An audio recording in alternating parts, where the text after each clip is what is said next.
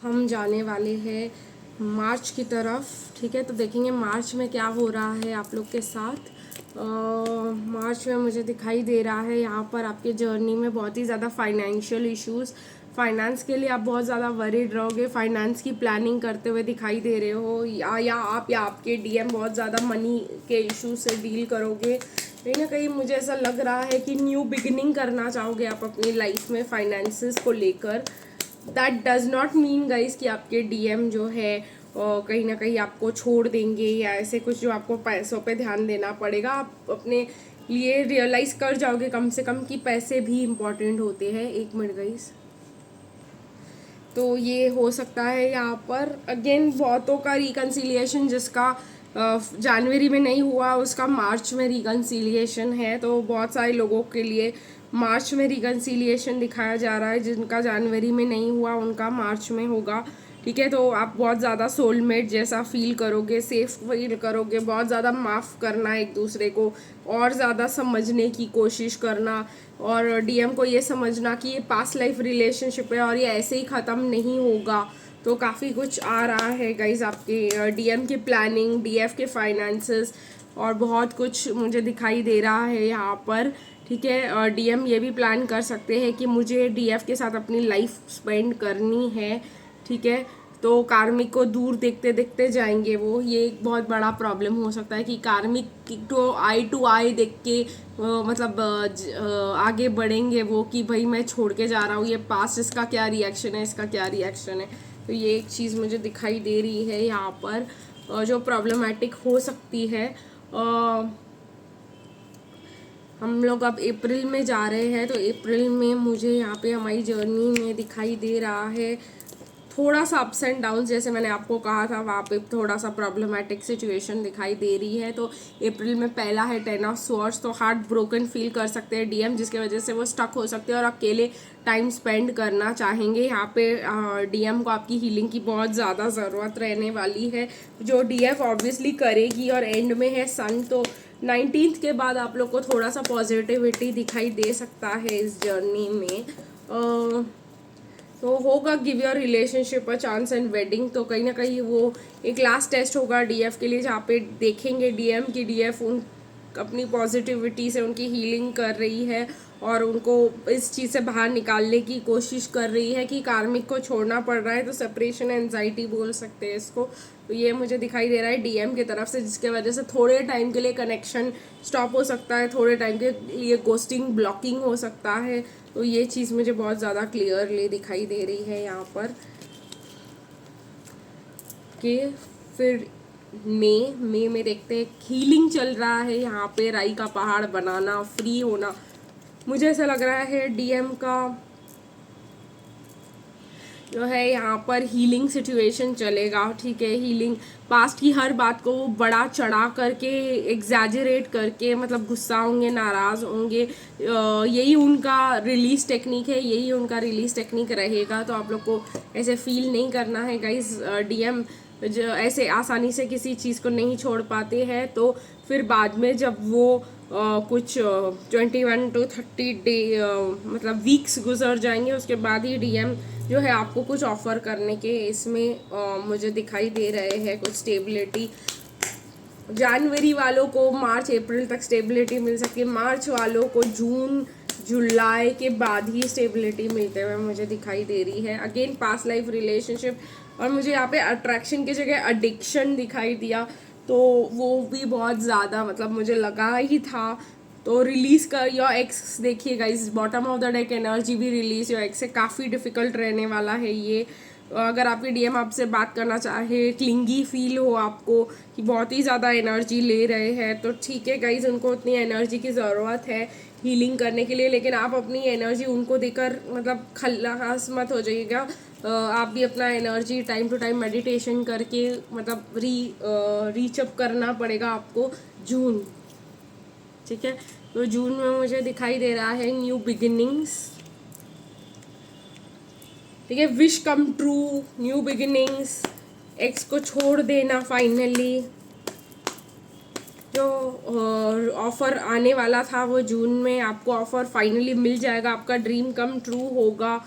ठीक है गाइस, तो ये मुझे जून में दिखाई दे रहा है। अगेन रिकन्सिलिएशन आ रहा है, तो काफ़ी लोगों के रिकन्सिलिएशन बहुत बैचेस में आ रहा है, तो हर 2-3 महीने के बाद रिकन्सिलिएशन दिखाई दे रहा है। तो रिकन्सिलिएशन ओवरऑल एनर्जी रहने वाली है 2023 की। कंट्रोल इश्यूज को जाने देने में आपको थोड़ा सा प्रॉब्लम होगा। आपको ऐसा लगेगा कि मैं इसको कंट्रोल करके रखूँ वरना ये कहीं भाग ना जाए। ठीक है, ये एक चीज़ मुझे बहुत क्लियरली दिखाई दे रही है और जून में। ठीक है, फिर देखते हैं जुलाई, अगस्त, सितंबर, अक्टूबर।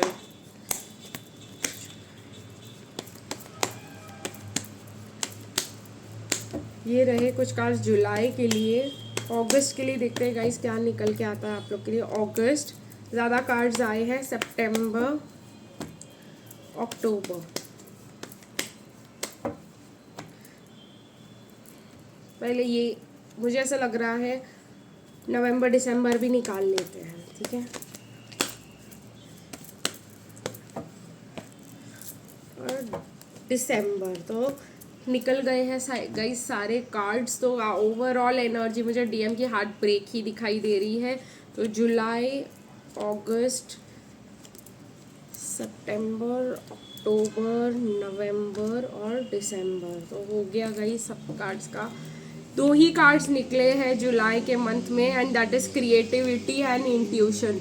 तो कहीं ना कहीं गाइस मुझे ऐसा दिखाई दे रहा है कि बहुत ज़्यादा क्रिएटिविटी आने वाली है आप लोग के लिए, बहुत ज़्यादा पॉजिटिविटी, बहुत कुछ मुझे ऐसा लग रहा है कि आपको लाइट में पता चल जाएगा, बहुत इंट्यूशन में पता चल जाएगा, बहुत सारी चीज़ें आपका बैलेंस हो जाएगा, आपको बहुत कुछ बताया जाएगा, आपको बहुत कुछ डाउनलोड्स मिलेंगे जुलाई के मंथ में। क्लैरिफायर निकालते गाइस इसके लिए। डिसेप्शन क्यों किया उसकी क्लैरिटी मिलेगी। दे ऑलवेज लव्ड यू उसकी क्लैरिटी मिलेगी, and they feel safe with you, और वो अब आपके साथ को डिपेंडेंटली अटैच हो चुके हैं। मतलब वो भी आपको क्लैरिटी यहाँ पर मुझे मिलते हुए दिखाई दे रही है जुलाई में। अभी देखते हैं गाइस अगस्त में क्या निकल के आया है। अगस्त में मेडिटेशन, शांति।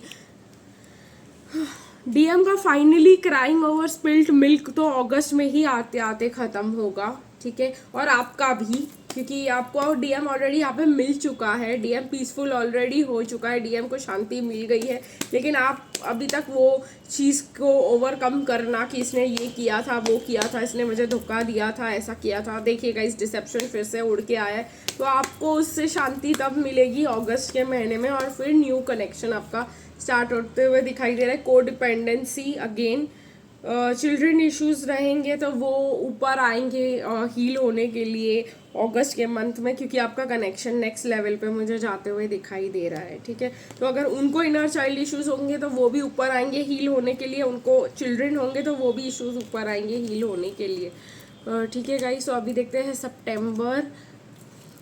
सितंबर में मुझे दिखाई दे रहा है गाइस सेपरेशन। हाँ, इसीलिए ये बात आएगी, legal separation of the divine masculine मुझे बहुत ज़्यादा क्लियरली दिखाई दे रहा है यहाँ पे। वो बहुत ज़्यादा मेंटल स्टक होना, वॉक अवे, और ये सब का कार्मिक का जिद, और बहुत कुछ जैसे मैंने कहा चिल्ड्रन के टॉपिक्स होंगे अगर उनके कार्मिक है और उनके चिल्ड्रन है तो ये, और डीएम को लव चूज़ करना है, उसके रिलेटेड प्रॉब्लम्स, और बहुत कुछ मुझे यहाँ पे लीगल इश्यूज राइज होते हुए दिखाई दे रहे हैं। और देखते हैं गाइज और क्या क्या क्लैरिफायर में निकल के आता है।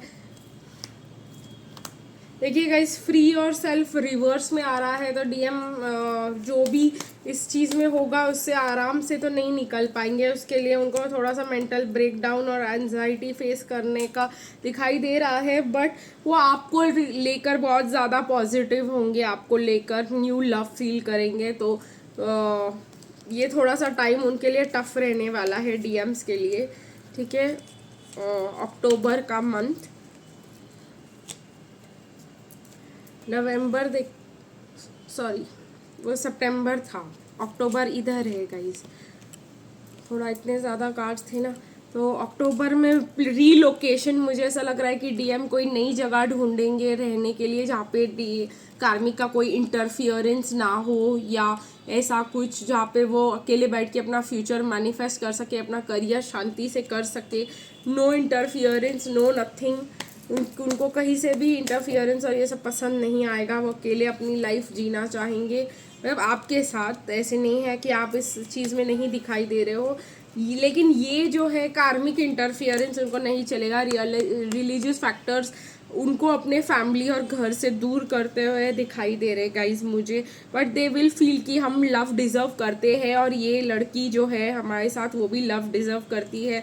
तो रिलीजियस फैक्टर्स और ये सब मैटर नहीं करते, तो बहुत कुछ मैनिफेस्ट करेंगे, new career, new place, new ऐसा भी हो कि आपकी भी शिफ्टिंग हो, आपकी भी रीलोकेशन हो आपके डीएम के साथ। नवंबर बहुत लोग अगेंस्ट होंगे इस कनेक्शन के।